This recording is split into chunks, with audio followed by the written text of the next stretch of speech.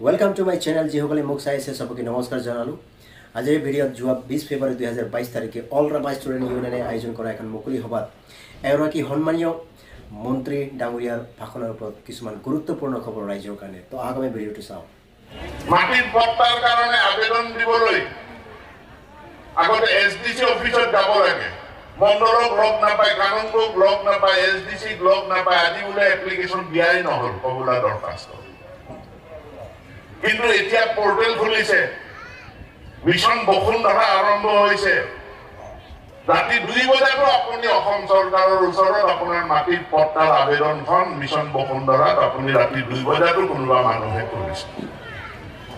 24/7 এই সৰকাৰখনে সেৱা ডিজিটাল মাধ্যমৰ জৰিয়তে সৰকাৰি কাৰ্যালয় আপোনাৰ মোবাইল ফোনত আহিব লাগিব। আপোনাৰ মোবাইল ফোনৰ পৰা সকলো আবেদনো কৰিব পাৰিব, তাত লাইসেন্সো আপুনি তাতে পাব, সাৰ্টিফিকেটো তাতে পাব।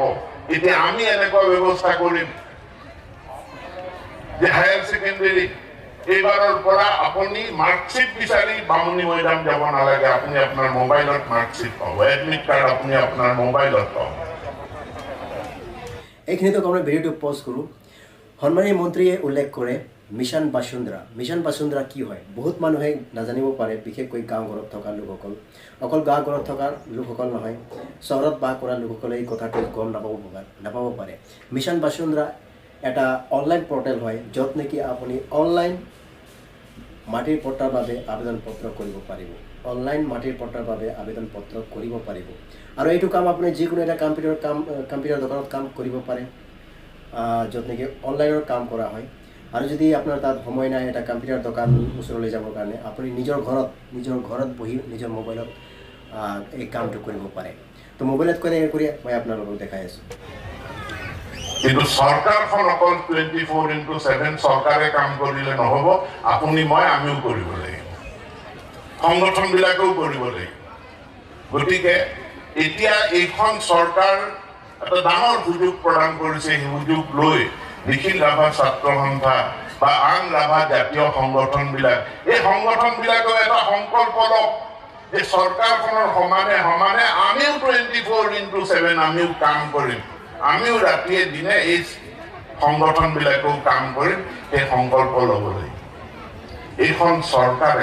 এইখন চৰকাৰ অসমৰ খিলঞ্জীয়া মানুহৰ চৰকাৰ, ভূমিপুত্ৰ মানুহৰ চৰকাৰ, অসমীয়া মানুহৰ চৰকাৰ।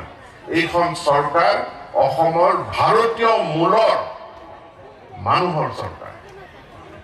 আৰু চৰকাৰ বুলি আমি কেৱল বহি থকা নাই, আমি চৰকাৰ তাৰ লগে লগে আমি অধিকাৰ দিব বিচাৰিছো, যিবিলাক অধিকাৰ স্বাধীনতাৰ 70টা বছৰে অসমৰ খিলঞ্জীয়া মানুহে নাই পোৱা। তাৰ কাৰণে মিশন বসুন্ধৰা ফেজ 1ৰ অধীনত আমি সকলো মানুহক মাটিৰ পট্টা দিব বিচাৰিছো। একচনীয়া পট্টা আৰু নাথাকে বুলি কৈছো, একচনীয়া পট্টাক আমি ম্যাদী পট্টা কৰিম।